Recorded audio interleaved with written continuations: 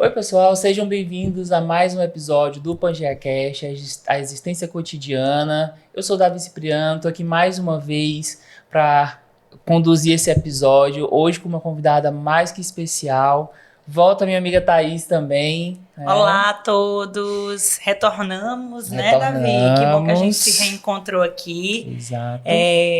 Desde que a gente voltou agora em 2025, a gente está em alguns formatos, né, diferentes. Novos Então, no arranjos. primeiro episódio de 2025, eu e o João. O segundo episódio, o Davi e o João. E agora, no nosso terceiro episódio do ano, estamos aqui, eu e o Davi, com uma Exatamente. convidada extremamente especial, uma psicóloga que eu admiro muito, a Manuela Rocha, que é psicoterapeuta infantil, gestalt terapeuta, mestra em psicologia, mãe de 2 crianças, e ela está aqui hoje com a gente para falar de uma área onde ela atua, né, já há algum tempo, compartilhar com a gente aí os desafios e as possibilidades da psicoterapia infantil. Então, Manu, seja muito bem-vinda, é um prazer para a gente te receber aqui. Você que é uma parceirona do Instituto Pangeia, atende lá, né, no Instituto, no coworking. E aí, para a gente falar desse tema, né, que é um tema que nunca sai de alta, né, da psicoterapia infantil. E aí eu queria passar a palavra para você, enfim, se apresentar, se eu deixei de falar alguma coisa, mas também para já ir contando para quem está nos assistindo um pouco sobre como é que está esse mercado da psicoterapia infantil, assim, como é que está de demanda hoje? Oi, pessoal, né? Então, eu sou a Manuela, muito bem apresentada pela Thaís. É muito bom estar aqui com vocês, né? Eu queria já agradecer o convite. É uma alegria estar aqui nessa manhã de chuva, né? E então, já pensando um pouquinho, né, sobre essa tua pergunta, atualmente a gente vê uma demanda que vem aumentando ao longo dos anos. Sim. Eu percebo que as pessoas estão mais atentas à infância, né? Estão mais cuidadosas para, né, um olhar mais cuidadoso para essa fase da vida, para esse momento. Existe já um entendimento mais amplo de que as experiências na infância são muito importantes. E então as intervenções na infância se fazem muito importantes também para que essas situações, essas problemáticas, as questões, né, o que a gente manifesta na infância, já se entende que pode se estender, né? A gente pode ter lá na frente também alguns reflexos, pode ser algo que não fique apenas na infância. Verdade. Né? Então, com esse entendimento que tem se elevado, tem crescido ao longo dos anos, então a gente vê na clínica infantil chegando, né, crianças até mesmo cada vez mais novas.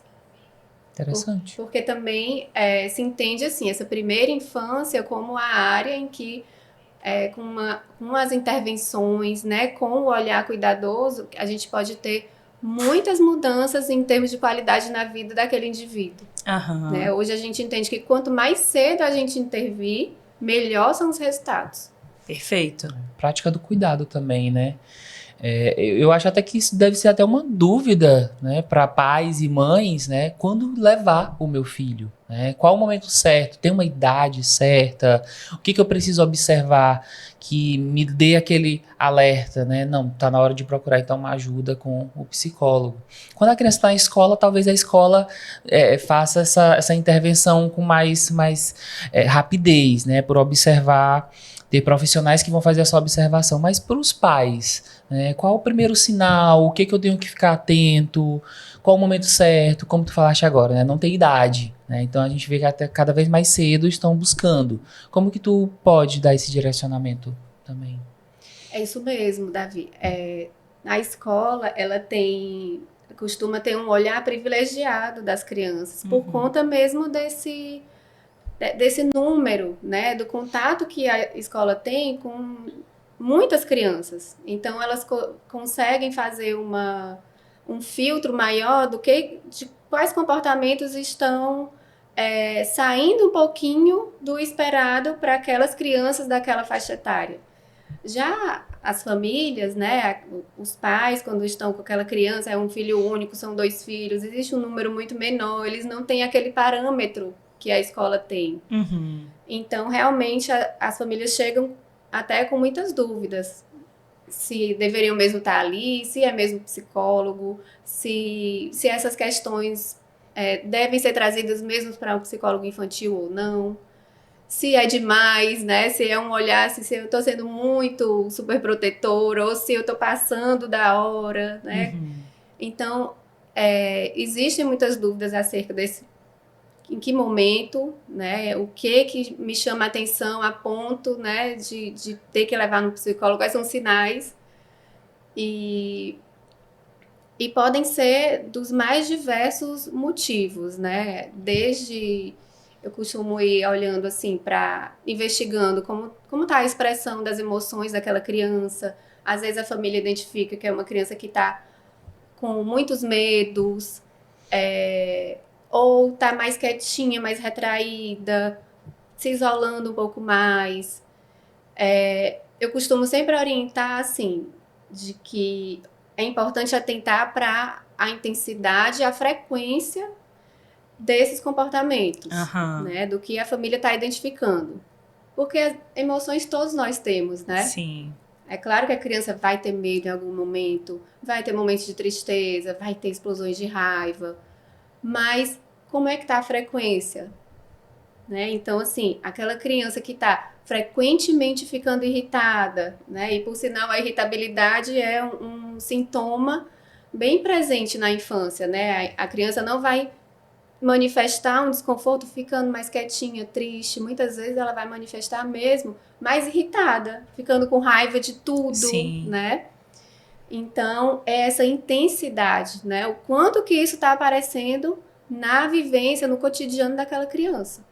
E aí existem também comportamentos que a gente percebe já de uma ansiedade, né, maior, assim, uma manifestação mais típica ansiosa, aquele coraçãozinho mais acelerado, a respiração ofegante, as mãozinhas suadas, né? E aí você vê que ela está passando por isso várias vezes, não está sendo algo pontual. Inclusive, hoje em dia, o que acontece muitas vezes é que as pessoas também não estão, nas famílias, não estão esperando acontecer alguma coisa, né? A criança manifestar algum comportamento para que tenha o pedido, busque a ajuda de um profissional. Às vezes acontece algo na vida daquela criança, né? A separação dos pais, o nascimento de um irmão, alguém perde algum familiar importante para aquela criança, né? Então, as famílias logo, muitas vezes, identificam que talvez seja um momento mais delicado, que pode acontecer alguma dificuldade, e aí também já procura terapia, né? Então, existem esses motivos de ordem mais comportamental, emocional, como também essa escolha das próprias famílias em atenção àquela criança. Sim. Assim como as famílias hoje já conseguem identificar também, ter suspeitas de, às vezes, até mesmo algum diagnóstico, né? De chegar e dizer, olha, esse comportamento diz respeito a esse diagnóstico, aquele, porque eu já ouvi falar disso, já ouvi falar daquilo. A gente sabe que hoje em dia as informações estão, né? As informações estão muito mais de fácil acesso para todo mundo, né? Então, já se chega com essas perguntas, com muitas dúvidas. Muito preocupados, né? Então, essa era que a gente vive a era da informação, mas nem toda informação é uma comunicação de fato, né? Exatamente. Então, é por isso que é importante mesmo, né, essa conversa com um profissional. Eu achei a pergunta do Davi muito interessante, né? E mesmo quando você falava sobre as demandas que têm aparecido no consultório, você falou de algo que me chamou muita atenção, que foi o quanto esse caráter preventivo, né, de atuação com a criança, no sentido de intervenção, isso pode ser positivo, né, benéfico para essa criança. E você falou assim, né, que cada vez mais novinhos, agora eles estão chegando no consultório, as famílias não estão esperando o problema aparecer de fato ou se manifestar para levar. Então tem algo positivo aí que é esse tratamento, né, mais preventivo mesmo. No entanto, eu queria falar, assim, queria te ouvir, na verdade, né? Sobre o benefício para o sistema familiar, né? Porque, de alguma forma, eu acho que o sistema familiar também se beneficia dessas intervenções, né? Então, eu queria te ouvir um pouco sobre o papel da família nesse processo. Como é, né, que você envolve a família? Como é que eles chegam? Sim, a gente acredita que não é apenas a criança que entra na terapia, né? Quando eu recebo uma criança, eu entendo que eu estou recebendo uma família. Por mais que a criança seja o meu cliente, eu estou ali em benefício dela, mas eu vou trabalhar com todo aquele grupo familiar. E é aí que nós vemos também os resultados, quando eles começam a aparecer, né? Quando a gente tem esses retornos das famílias, que não só as crianças mudaram, mas elas também mudaram e aprenderam bastante. E realmente, assim, não tem como pensar numa criança separada daquela família, né? Primeiro porque são as famílias que levam para a terapia, são as famílias que decidem, né? E se a gente pensar na infância como esse momento em que o indivíduo tem maior influência do meio familiar, que é na infância, e também nas características mesmo das crianças, de maior dependência, de menor autonomia. Então, quando a gente se dá conta de todos esses aspectos, percebemos a importância que é de trabalhar também com as famílias, de cuidar das famílias que vêm trazendo as crianças. Eu sempre vejo alguns discursos, né? E eu mesmo às vezes até trago esse discurso também. Pelo fato de não ter tido nenhuma aproximação com o público, né, na minha atuação, de achar um público bastante desafiador. E aí quando eu ouço alguns colegas, até ali no Pangeia mesmo, né, falam que atendem crianças, são apaixonados, né? E aí eu queria ouvir de ti um pouquinho sobre esse perfil do profissional também que atende essa criança. O que é preciso ter para ser um psicoterapeuta infantil? Tem informações específicas? Essas habilidades já começam a surgir realmente lá na faculdade? Ou em algum momento, numa transição de abordagem ou de público, quero atender crianças agora. O que eu preciso procurar para ter, né, essas habilidades, desenvolver essas habilidades para atender esse público? Ou se eu preciso já ter comigo essa aproximação também, né? O que tu traz pra gente sobre isso? Sim. É interessante, assim, eu já estive com vários terapeutas infantis, né? E eu conheço vários tipos de percurso. Desde aquele, assim, como aquele profissional como eu, que desde a faculdade já tinha um interesse, já se sentia tocada pela infância, pelo atendimento das crianças, até aqueles que, no momento que tiveram filhos, começou a surgir um interesse muito grande, né? Assim, então, esse interesse pode surgir ao longo da vida, né? Ao longo da nossa carreira como psicólogos, né? Mas o que é necessário, sabe? Eu acho que muito do que a gente precisa é esse desprendimento do que eu espero de um processo terapêutico, sabe? Às vezes eu entro na faculdade, tenho aquela ideia da psicoterapia, de uma pessoa sentada na minha frente, né? E aquele ambiente silencioso, uma sessão planejada, né, controlada, mas o atendimento às crianças mostra que a gente precisa ter uma abertura diferente, né, uma disposição, uma disponibilidade para estar nesse lugar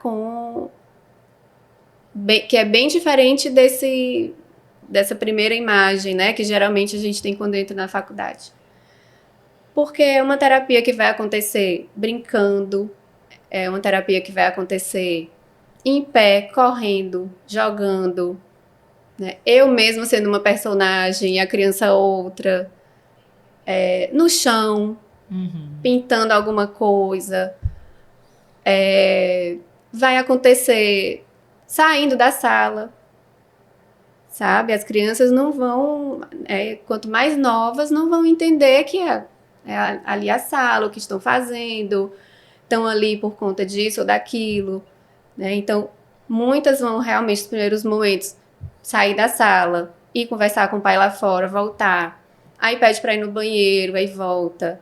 Aí, né, assim, é uma amplitude de experiências que a gente precisa estar disposto a topar, né? Aí com aquela criança, meu papel é de acompanhar o desenrolar da terapia daquela criança, como ela quiser estar naquele lugar, como ela tiver à vontade naquele lugar, né? Então eu preciso ter esse entendimento de que a terapia não acontece só com a fala, com a conversa, ela olhando para mim, eu olhando para ela, a gente quietinho. Muito boa essa pergunta e essa resposta para mim foi sensacional, né? Desprendimento, né? Aqui nos bastidores a gente estava conversando, né, antes de começar, e você estava dizendo até da questão da roupa, né? Assim, esse desprendimento mesmo até no modo de se colocar, né? Porque hoje a gente tem vivido muito um tempo de vaidade profissional, né? Dos psicólogos nessa coisa do jaleco, nessa coisa bem asséptica mesmo, né? Na roupa branca, né? Nessa ideia de estar ali sempre muito bem arrumado. E aí tua resposta agora assim, é preciso de desprendimento, né? E aí eu me lembrei disso que você estava contando aqui, até a roupa que você usa é uma roupa mais confortável para poder estar com essa criança, né? Para poder fazer o que essa criança propõe. Mas aí, né, te ouvindo, eu fiquei com uma curiosidade.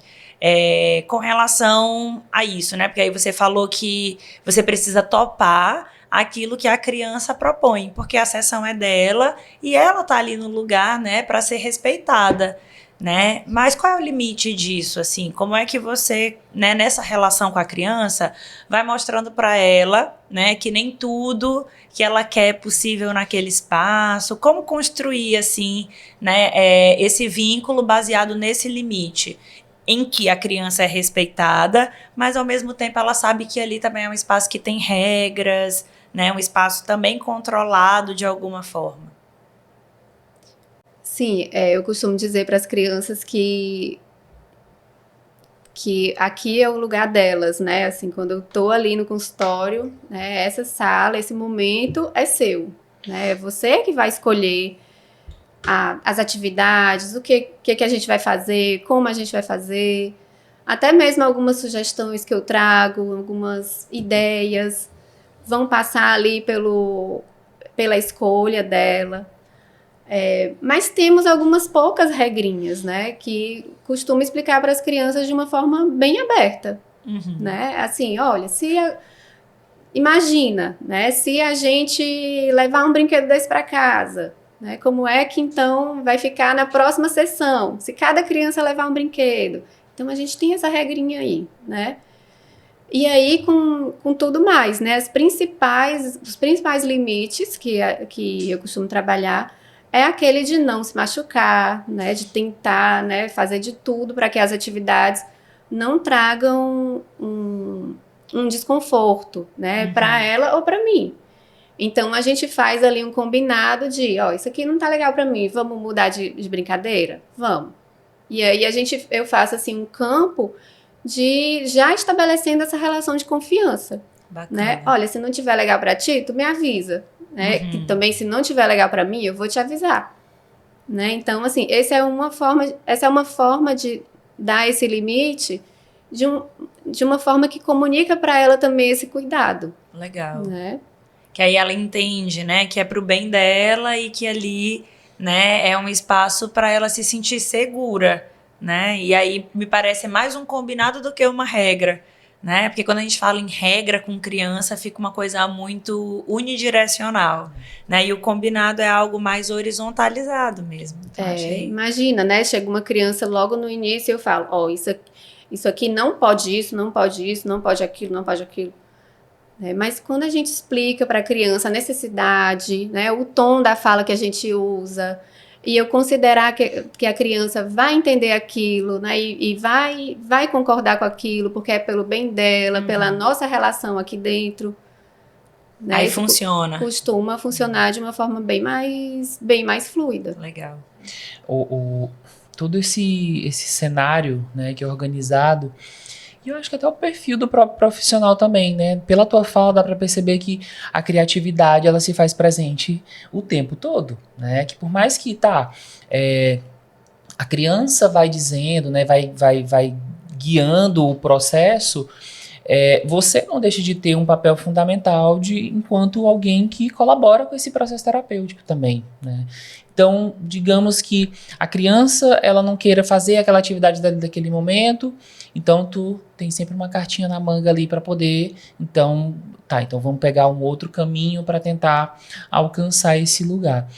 Nesse formato, né, querendo ou não, eu sempre gosto de pontuar isso, que eu acho que nós psicólogos temos que talvez apurar um pouco mais, né, desse aspecto da criatividade, para que a gente entenda o processo do outro não como algo que tem uma forma certinha para encaixá-lo, mas que eu consiga construir algo até personalizado para o que ele necessita naquele momento, né?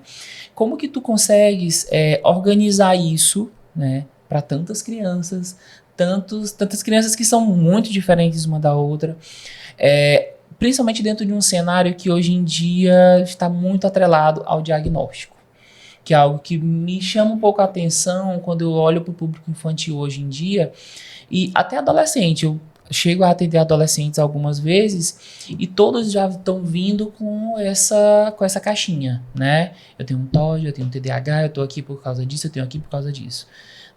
Ou então, e não acontece, por exemplo, eu tô aqui porque eu quero me conhecer, por exemplo. Eu tô aqui porque eu quero entender melhor o processo de separação dos meus pais, né? Eu quero aprender a lidar melhor com as minhas emoções. Como que tu enxerga a criatividade nesse processo de construção de um processo terapêutico individualizado para essa criança? Certo. Realmente, isso exige que eu tenha algumas cartas na manga, né? Mas que também entenda que no processo, naquele momento presente com a criança, pode acontecer o imprevisível. Sim. E normalmente acontece o imprevisível, né? Mas assim, eu tenho para cada criança, existe uma avaliação, existem metas terapêuticas baseadas nessa avaliação inicial. Eu sei para cada criança qual é aonde é que eu preciso ajudar a criança a chegar, aonde é que eu preciso ajudar a família a chegar. Então, independente do que se tem feito, do que a gente está fazendo, qual é a atividade que está sendo feita, qual é a brincadeira, qual é o jogo, tendo em mente esse objetivo, é isso que vai me guiar, sabe? Já tive situações assim por exemplo, né, você fala da criatividade, e é muito interessante que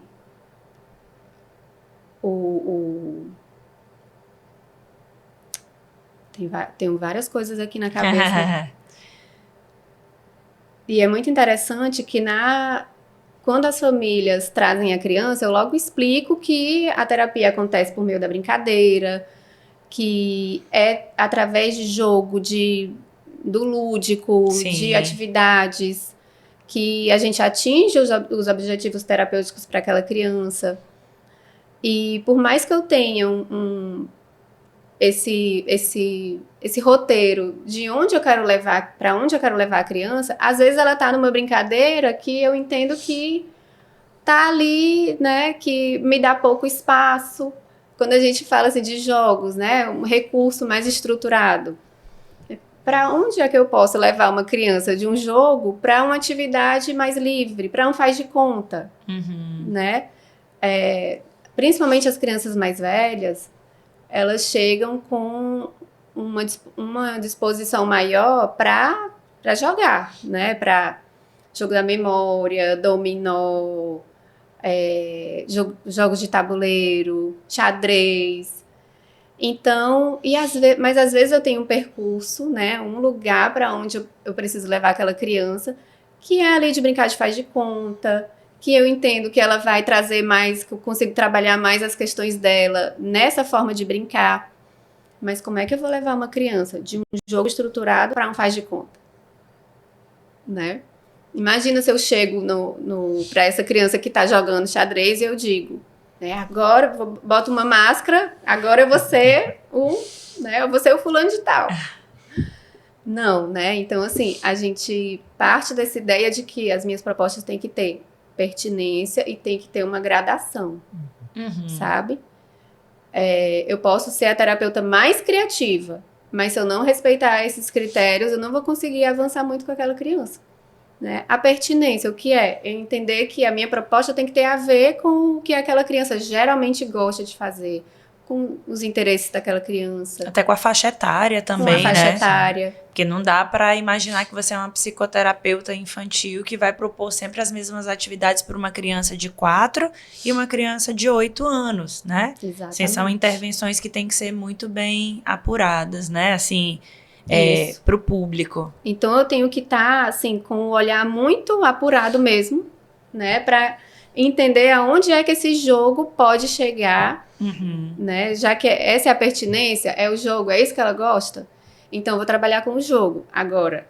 Então as peças do jogo da memória, o que eu posso fazer com elas para graduar um pouquinho, né? Que essa é a gradação, né? Então eu vou talvez a pecinha que eu sorteei e a que você sorteou. Cada um vai contar uma história.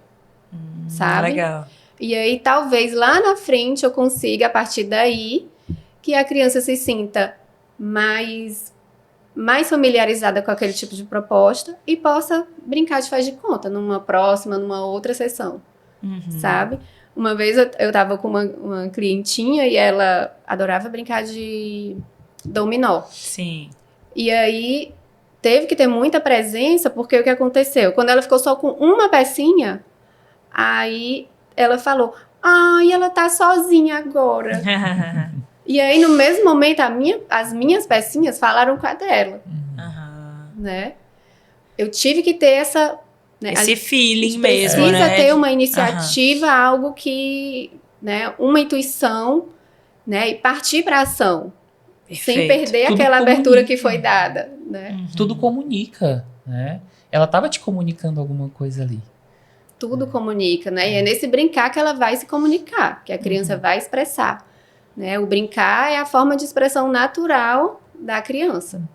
Então, a gente precisa valorizar o que acontece nesse brincar. É aí que eu consigo os meus objetivos com as crianças na clínica, seja esse brincar que ela traz, um brincar livre, como um brincar mais direcionado, uma brincadeira que eu mesmo faço a proposta, que eu digo como é que vão ser as regras. Eles aceitam bem, assim, quando vem assim, né, esse roteiro já, né, previamente estabelecido, você percebe que, em geral, os clientes recebem bem, dentro da relação terapêutica, quando você diz, hoje, né, eu queria pra gente fazer isso. Eles aceitam numa boa? Quando a proposta já vem pronta? Geralmente depende muito do momento do processo terapêutico. E também do grau de abertura daquela criança para o processo. Geralmente, o que funciona melhor são os combinados, né? Porque também na minha forma de clinicar, que é uma clínica mais... que é uma clínica menos diretiva. Sim. Então, eu venho com várias propostas, mas primeiro é a criança que fala. Primeiro é a criança que dá a ideia, que fala o que ela tá afim, a partir de como ela tá se sentindo. E aí, dentre as opções que você tem lá, né? Isso. Ela escolhe dentre as opções que você tem lá no setting. Então, em geral, ela já conhece os recursos que tem lá e ela pode, né, dizer o que ela tá preferindo fazer naquele dia. Estou te perguntando isso porque, como supervisora clínica, né, numa clínica escola de uma faculdade, tem se recebido algumas demandas de clínica infantil, né? E como eu não atendo criança, às vezes, né, até essa supervisão é um pouco difícil para mim, né? Claro que eu vou na teoria, eu vou ali no que de fato, né, a minha abordagem permite, pensar sobre aquela realidade, a construção do vínculo, a qualidade da relação. Mas o que eu tenho percebido, né? Algumas pessoas, estagiárias, né, futuros profissionais da psicologia, quando vão atender criança, ficam muito ainda nessa coisa da preparação, né, de ter os recursos. Eu separei isso, eu comprei essas cartas, eu comprei esse baralho, eu trouxe essa tinta, eu vou pedir para ela fazer tal coisa na sessão, né? E aí, pelo que eu tô te ouvindo dizer, né, o recurso ele não garante uma boa intervenção, não é isso? Então, assim, isso tá ficando muito, tá gerando muita curiosidade, né? De eu entender, assim. Então, o que seria o mais adequado? Ter os recursos lá à disposição, apresentar o que é cada um para a criança num momento e deixar ela à vontade para escolher? É isso mesmo, Thaís. Eu costumo dizer que um espaço com recursos lúdicos, com brinquedos, independente do número, a gente consegue que a criança se sinta melhor, porque vai ser um ambiente mais familiar para ela. Com isso, talvez ela se torne menos resistente ao processo, mas que realmente o número de recursos, né, ter muitos recursos, ter esse ou aquele específico, não vai garantir que o processo terapêutico aconteça. Porque realmente o principal recurso é a relação que eu desenvolvo com aquela criança. É uma relação que é terapêutica e que é diferente de todas as outras que a criança constitui na vida dela. Então, o recurso está a favor da terapia, né? Mas o mais importante é aquela relação que eu desenvolvo. Nas primeiras sessões, principalmente, em que eu estou estabelecendo esse vínculo e conhecendo aquela criança, é muito importante que a terapia, que as propostas sejam mais livres, né? É importante que a criança possa falar dela através das escolhas dela, através da forma que ela brinca, como é que ela se coloca numa cena ou noutra, naquele faz de conta. Na medida em que ela se familiariza com aquele espaço, se sente segura na relação comigo e está entendendo ali qual é o papel da terapia, o que ela veio fazer lá, que tudo isso também é explicado para ela, e aí eu consigo trazer mais propostas, eu consigo eu consigo que a criança aceite, tope muito mais daquilo que eu tenho para propor. Massa. Tu falaste agora há pouco sobre atender a criança e atender também a família, né? Receber essa criança é também receber essa família. Como é que é o teu contato com a família? Porque eu acredito que há muita expectativa, né? Pai, mãe, família, no modo geral, em torno dos resultados de um processo terapêutico para a criança. Até porque eles vão visualizando isso, observando isso ao longo da semana até chegar uma sessão seguinte. Como é o teu contato com esses pais via celular, principalmente? Eu acredito que eles mandam muita mensagem. E como é esse contato também presencialmente? Tem um período do mês que vocês se encontram? É quinzenalmente? Como que tu organiza isso na tua prática? Geralmente com as famílias eu faço acordos com as famílias, não de uma quantidade, de uma frequência, mas sempre comunicando para eles que a participação deles no processo é muito importante, é essencial para que a terapia da criança aconteça. Então, a terapia com a criança se constitui pelos momentos com a criança, mas também pelas reuniões com a família, pelo acompanhamento daquela família. E a partir daí eu comunico que tenho sempre alguns encontros com a criança e chamo a família para essas reuniões. Eu não tenho uma periodicidade definida, não tenho algo fixo, né? Um número de sessões aí, que às vezes, lá quando me formei, né? Nossa, eu já estava fazendo as contas, 15 anos atrás. 15 anos atrás, tinha uma indicação de 4 sessões com a criança, uma com a família, 4 com a criança, uma com a família. Mas eu tenho hoje uma flexibilidade bem maior, né? Eu não posso fechar essas 4 se a criança me mostra que depois de 2, eu entendo que é muito importante chamar a família nesse momento. Sim. Né? Ou então, depois de 4 sessões, eu percebo que eu não tenho ainda muito a apresentar para aquela família, diferente do encontro anterior. Né? Ou o que a criança me mostrou nessas 4 sessões, eu preciso de um pouco mais de tempo para entender se é um assunto que se repete, como é que estão as percepções daquela criança para aquele assunto, se eu vou apresentar isso para a família de uma forma muito prematura. Então, às vezes, eu preciso de mais tempo para identificar o que vai ser apresentado para aquela família, ou eu preciso de menos tempo, porque é algo que a criança está me mostrando que é mais urgente de chamar, né, de problematizar, de refletir junto com a família. Então, isso precisa ser hoje, né, assim, no meu caso, mais maleável, né? É uma periodicidade mais flexível, mas a família sempre precisa estar acompanhando. Eu acho isso importante, porque a gente vem exatamente desse tipo de formação. A gente aprende como fazer. Então, tu quer repetir isso tudo para todos os casos que você acompanhar. Uma fórmula, né? Uma fórmula, né? E eu te digo isso porque, assim, eu ouvi vários professores, por exemplo, dizer como fazer. Então, aquilo se estabelece como uma regra. Então, meu Deus, se eu não tiver contato com a família, acabou o meu processo terapêutico. Se eu não tivesse contato, 3 sessões, a próxima é com a família. 3 sessões, a próxima é com a família. Então, assim, você vai realmente colocando a mesma fórmula para todos os casos que você atende. E eu acho que desconstrói até esse sentido do que tu trouxe já até no começo da sessão. Desse desdobramento, não, foi do desprendimento desse lugar engessado, né? Eu acho que isso, não só para o atendimento infantil, a gente pode também trazer até para o atendimento de adultos, no caso que eu trabalho. De realmente você entender que cada paciente vai ter o seu ritmo, cada paciente vai ter um momento certo onde você vai ter uma intervenção.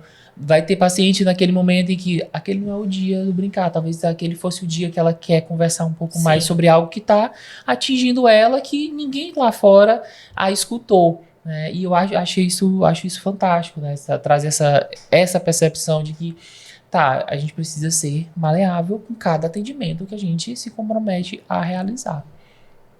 Isso, e é importante, assim, quando você fala desse aspecto, porque cada criança vai ter um ritmo de apreensão e muitas vezes o que eu estou precisando investigar naquela criança não foi hoje que ela estava disposta àquele tipo de brincadeira, aquele tipo de atividade, àquele assunto, né? Então, eu preciso de, até mesmo na terapia com os adultos, né? Eu entendendo que uma sessão se liga à outra.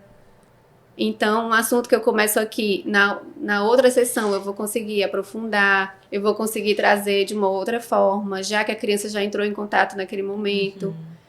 Então, entender que cada pessoa vai ter o seu ritmo, inclusive aquela criança e também aquela família, né? Que também a pergunta de vocês sobre como as famílias chegam. Sim. Né? E como está essa comunicação. Né? Hoje é muito fácil a gente ter acesso aos profissionais pelo WhatsApp, acesso às informações. E as famílias já chegam hoje trazendo muito do que elas escutam nas redes sociais, né? de canais, né? De YouTube, enfim. Tem se falado amplamente sobre educação, criação de filhos, o que fazer, quais são as fórmulas. E já se chega dessa forma, né? Já tentei de tudo. As famílias chegam e eu consigo ser empática com essas famílias. Eu também sou mãe, né? Eu entendo que a gente vê um filho em sofrimento é uma situação que a gente não deixa passar, né? A gente busca mesmo.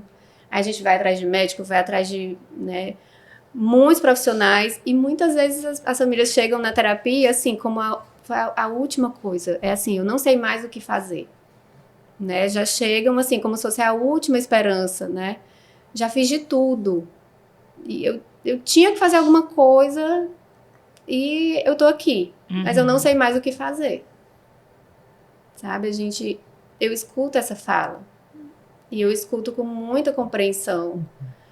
E eu entendo que se chega nesse momento em busca de respostas, em busca de algo rápido, solucionar um sofrimento, né? Dar conta de trazer um alívio para algo que não está bem.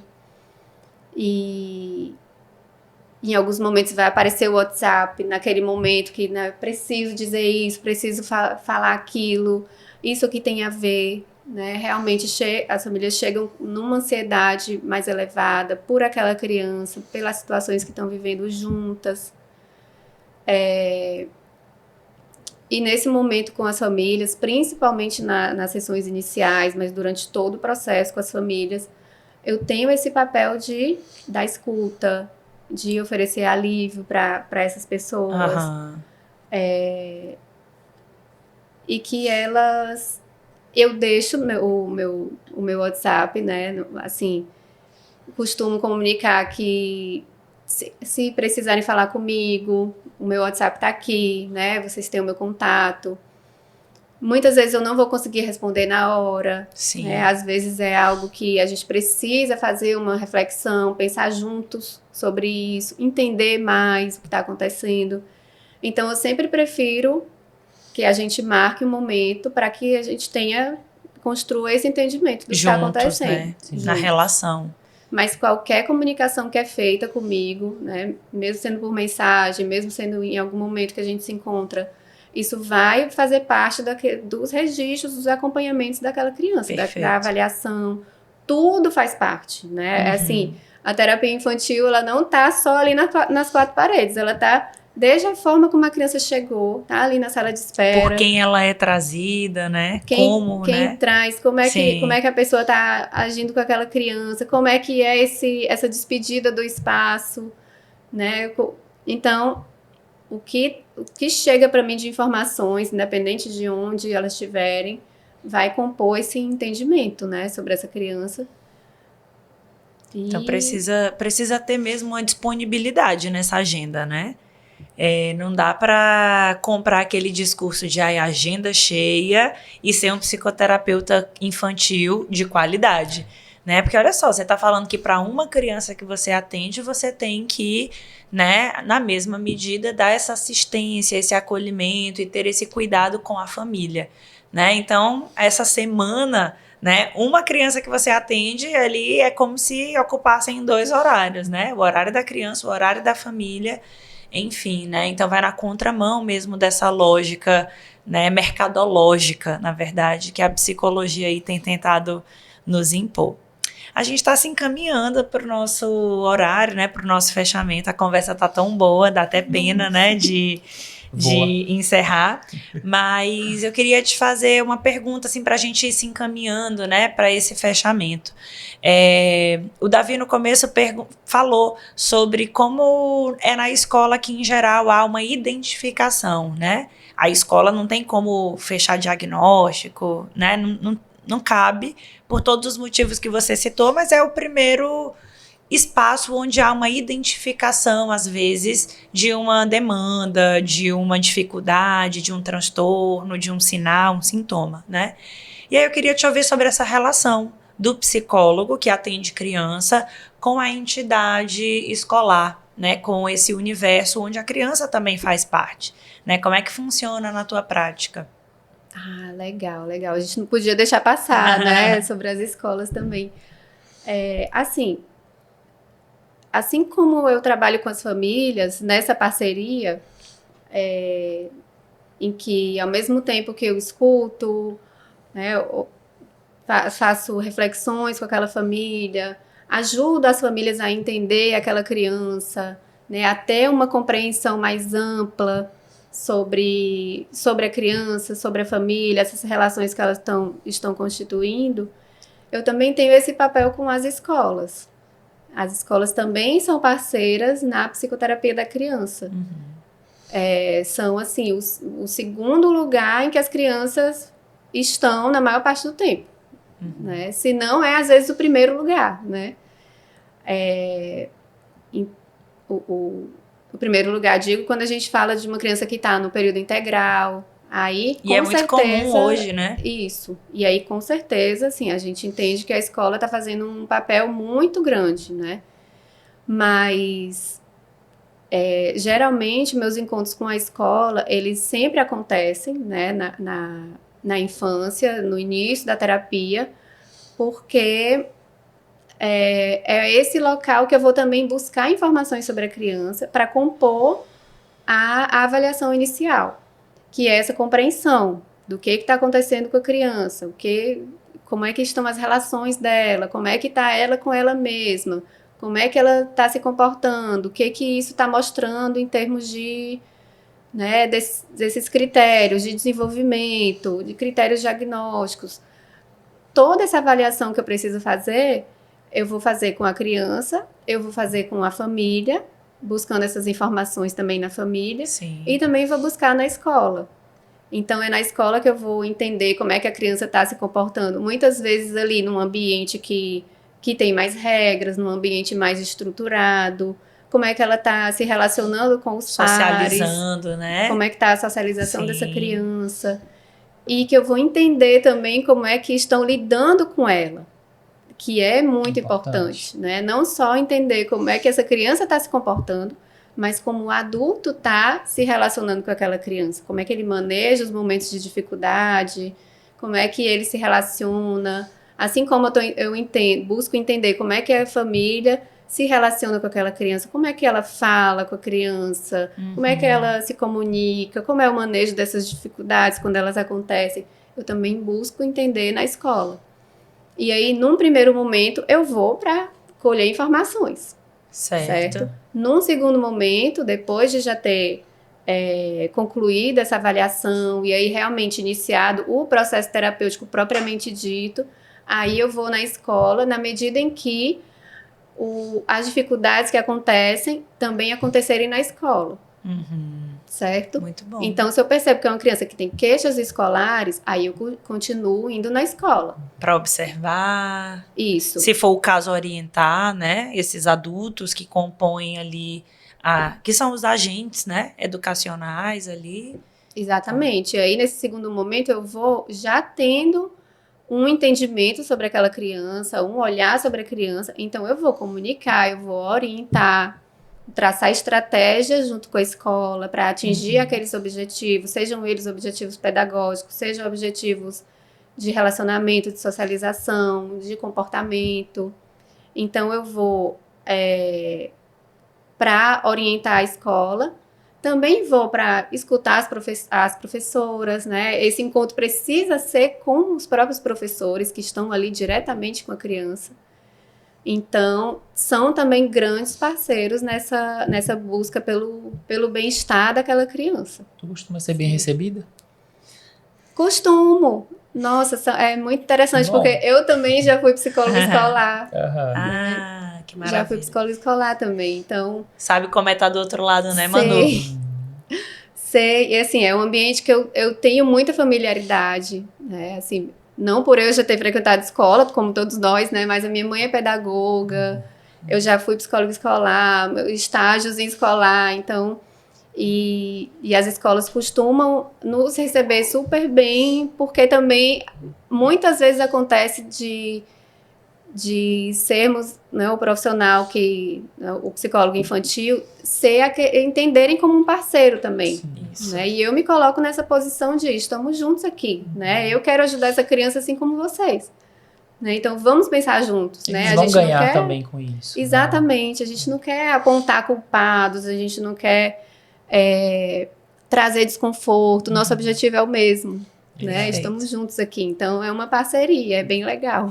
Manu, tu tens também um curso de formação lá no Pangeia, né? Fala um pouquinho do curso pra gente, como que funciona, já tem previsão para acontecer esse ano de novo? Eu vi que ano passado teve, né? Mas já tem previsão para acontecer esse ano? Como que é lá? Olha, eu não sei como tá o calendário, né? Mas eu espero que esse ano novamente. A gente teve 2 anos consecutivos já, que é o curso de formação em psicoterapia infantil. E é um curso que não traz um foco em uma abordagem específica. A gente traz a psicoterapia infantil de uma forma ampla. Então, desde módulos sobre desenvolvimento infantil, sobre a psicoterapia com a criança, sobre os contatos com a família, sobre contatos com a escola, sobre a alta do processo terapêutico, todas essas especificidades na clínica infantil tentamos abordar com esse curso de formação. Então, né, É um pessoal convite, fica, né? Já fica a o gente convite. não tem a data ainda, mas fiquem de olho aí nas redes sociais do Instituto Pangeia. Você quer deixar, assim, alguma indicação de Instagram, assim, o teu, não sei se é aberto, se é profissional, se você quer divulgar alguma, enfim, né, pra gente poder encerrar esse momento deixando aí indicações para quem nos assiste e tem interesse na área. Bom, eu tenho um Instagram, eu confesso que ele não é muito movimentado. De vez em quando faço alguns movimentos por lá, mas podem me encontrar, ele é ativo, apesar de não ter muito movimento. É @Manuela Psicóloga Infantil. Perfeita. Vocês conseguem também me encontrar por lá, certo? Manu, muito, muito, muito obrigada. Foi uma aula, assim, um momento muito gostoso, né? Muito bom te receber e aprender contigo, né? E aí, para quem tem interesse, fica aí, né? A dica da formação básica em psicoterapia infantil no Instituto Pangeia, datas a definir. Mas com certeza, Lívia vai achar um momento para trazer esse curso que é importantíssimo esse ano. Muito obrigada, Davi, por mais uma bancada de Pangeia Cast.